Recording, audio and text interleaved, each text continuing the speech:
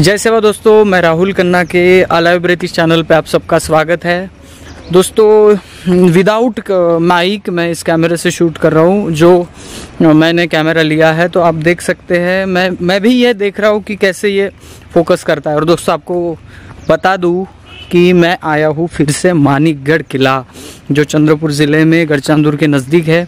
उस किले में आया हूँ तो देखते हैं। मानिकगढ़ किले का ये जो नीचे का भाग है, ये मैं पिछले भाग में नहीं आपको दिखा पाया, ठीक है। तो अभी भी ये किला बंद है, ऊपर है किला तो बंद है, आप देख सकते हो। तो नीचे में कुछ भाग है जहाँ पे मैंने आपको बोला था कि 9 खंड धरती और 16 खंड सृष्टि, तो ये क्या है तो थोड़ा सा हम देखते हैं। मेरे साथ है प्रकाश सलामे सर, हम अभी मिलके थोड़ा सा चैनल का काम कर रहे हैं, तो वो भी मेरे साथ है, तो उनके साथ भी मैं करूँगा। ये देखिए आगे पीछे जो मेरे दिख रहे, हाँ, कन्ना के मैडम जा रही है। मैं थोड़ा सा पीछे रह गए कैमरा शुरू करते टाइम। तो वहाँ पे देखते हैं 9 खंड धरती 16 खंड सृष्टि का जो नियम है हमारे गोंडियन पेन स्थलों में, जो मैं आपको बता दूँ कि वहाँ पे ऐसे ही बनावट होती है। तो कैसी होती है और क्या क्या होता है वो भी देखेंगे, और उसके ऊपर हम रिसर्च करेंगे कि क्यों गोंडियन समाज में पवित्र स्थल जो होते हैं वो ऐसे ही क्यों बांधे जाते हैं, है कि नहीं। 9 खाम भी उसको क्यों होते हैं, 10 खाम क्यों नहीं लगाते, क्योंकि ये हमारी पहचान है। और इसको बहुत लोग बुलाना चाहते हैं, इसको बहुत लोग कन्वर्ट करना चाहते हैं, ये हमारा है तुम्हारा है। तो हमारी रचना देखिए, बहुत अच्छा लगेगा। चलो देखते हैं आगे वीडियो में। जय सेवा सगा साथियों, सगा साथियों और अलाइव ब्रेथ के समस्त दर्शकों को हम प्रकाश सलामे सेवा जोहार करते हैं, जय सेवा करते हैं। आज हम दक्षिण गोंडवाना की राजधानी चांदागढ़ स्थित चांदागढ़ जो दक्षिण गोंडवाना की राजधानी है, वहाँ पर जो मानका सिंह वेलादी गोंड राजा उनका जो गढ़ है, कोट है, और यहाँ पर आप देखेंगे अति प्राचीन गोंडवाना का गढ़ है। और ये जो आप दिखा रहे हैं गोंडी भाषा में इसको सोडुम कहते हैं। सोडुम का अर्थ होता है सिंह, लायन। तो ये सिडाम जो प्रथम राजवंशज है, मतलब सिरपुर के बाद बल्लार शाह, और बल्लार शाह के बाद चांदागढ़। तो यहाँ ऐसी इनकी राजधानी स्थलांतर होती गई। आखिरी राजधानी चांदागढ़, मतलब जो पहले सिडाम गोंड राजा की थी, और उनका ये कुल चिन्ह है सोडुम, ठीक है। तो यहाँ पर हम पंचखंड धरती मतलब मानिकगढ़ जो कोट है वेलादी गोंड राजा का, मानका सिंह वेलादी का, और उस प्रवेश द्वार पर हाथी पे सवार शेर भी राज चिन्ह है, वो आपको बाद में दर्शन कराएंगे। अभी फ़िलहाल चलते हैं जो सृष्टि के जो 16 खंड सृष्टि और 9 खंड धरती के राजा है शंभू शेख माधव, वो हम सभा मंडप देखते हैं। चलिए, ये लिंगो जी की मूर्ति जो ये जो मानका सिंह वेलादी गोंड राजाओं के गणजीवों ने सगा सोरन, ये 16 खंड सृष्टि का राजा पेनू और 9 खंड धरती का राजा शंभू माधव, ये जो सभा मंडप है आप देखेंगे, ये लिंगो जी की है। जय सेवा मुद्रा में बताए हैं। यह है प्राचीन गोंडवाना के शिल्प, देखिए। ये भी हमारे कुल देवता है।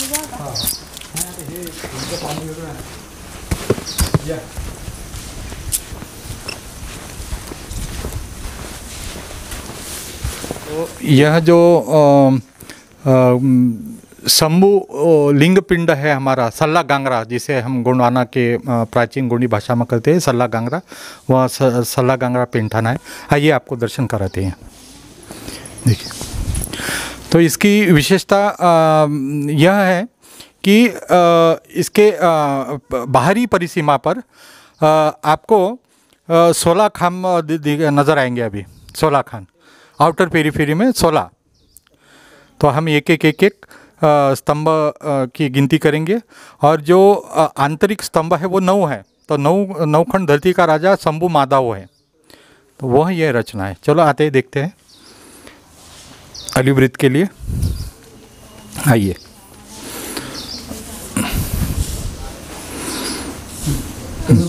हाँ, तो सबसे प्रथम हम यहाँ से शुरुआत करते हैं।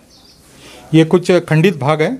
तो ये अभी उंदी, रण, मून, नालुंग, सयुंग, सारुंग, येरुंग, अरुंग, नरुंग, पदुंद। तो बाकी के पदुंद मतलब 11 है, 1 2 3 4 5 6 7 8 9 10 11, और बाकी के जो 6 हैं वो खंडित स्थिति में कहीं तो भी होंगे। मतलब सृष्टि का जो मालिक है 16 खंड सृष्टि परत का है वो पीनू है, मतलब परम शक्ति पेरसा पेन है, फड़ा पेन है, बुढ़ाल पेन है, सल्ला गांगरा शक्ति है। ठीक है, तो हम ये जो बाहरी, जैसे हमने बताया कि बाहरी आउटर पेरिफर के जो ये पोल है लिंग पिंड के, सल्ला गांगरा शक्ति के, ये जो ठाना है, तो हम अभी देखो कैसे काउंट करते हैं। 16 खंड सृष्टि का राजा पीनू, 1 2 3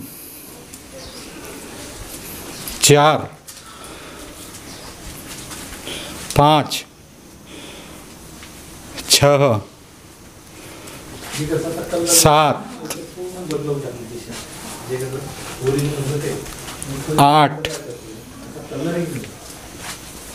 9, ठीक है, 10 और ये 11। हम दाहिने से bye anti clockwise direction revolving कर रहे हैं। कितने हो गए? 11। ठीक है, ये 12 स्तंभों के 12 के बाद ये 13 आउटर पेरीफेरी में 13, 14, ठीक है, 14, ये 15वां, ठीक है, और ये आखिरी 16वां है ना, हो गए ना 16। मतलब 16 खंड परत जो सृष्टि है वो हमारे गुण समुदाय में जो कोया पेन पाठांग है उसमें ये उल्लेख है। और हमारे लिंगो मोतीराम जी कंगाली जी के जो गुंडी ग्रंथ है गुणवाना का सांस्कृतिक इतिहास में भी इसका उल्लेख आया है।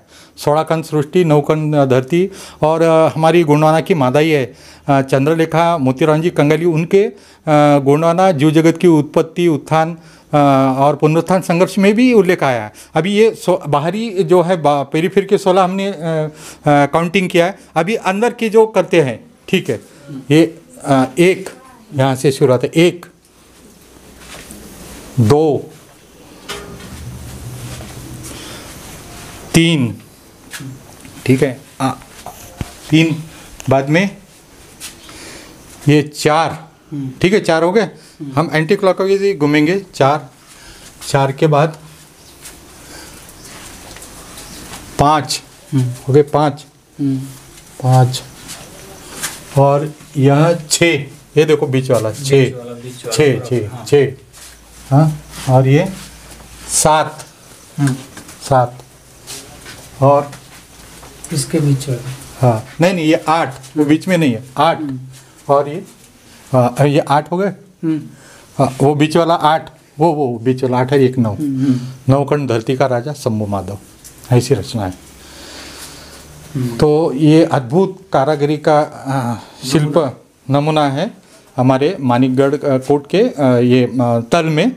ये सल्ला गांगरा सृष्टि का जो परम शक्ति का चिन्ह है वो यहाँ पर है, जिसको हम सल्ले गांगेर कहते हैं।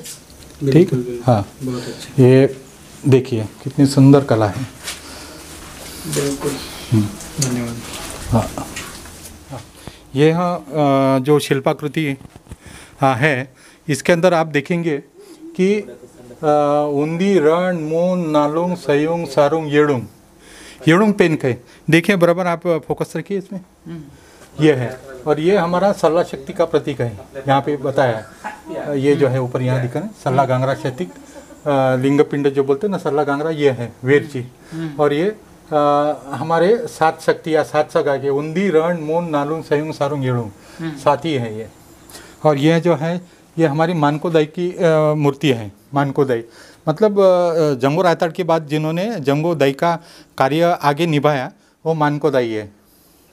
इसलिए गोंड राजा का भी मानका सिंह है, मानको सिंह, हाँ, वो उनके पुरुष भी रखते हैं उनका नाम। और ये देखो कितने अद्भुत शिल्प यहाँ पे कृतियाँ देखो। यहाँ ये टाइगर है, बैल है, हाँ, ये आपको ऊपर जो दिख रहे हैं वो कुपार लिंगो जैसा है क्या इधर? नहीं, कौन से ये देखिए, ये दो चित्राकृति। हाँ, ये जय सेवा मन ये कुपार लिंगो के है।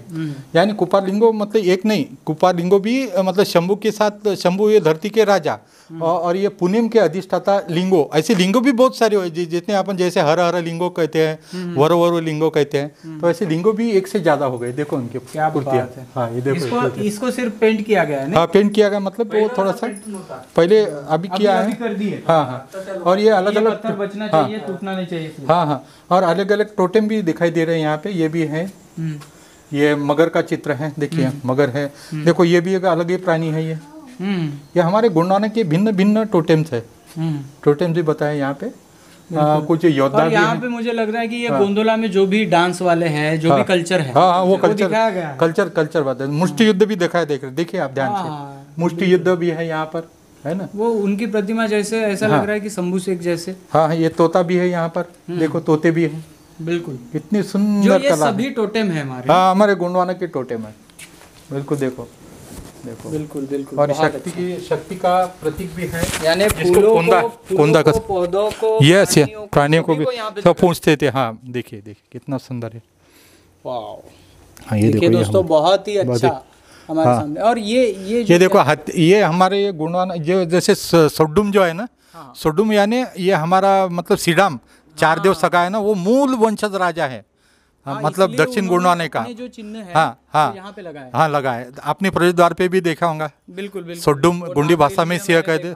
हाँ, तो वो प्रथम जो आतरम से भी पहले सोडुम के हाथ में थी ये व्यवस्था।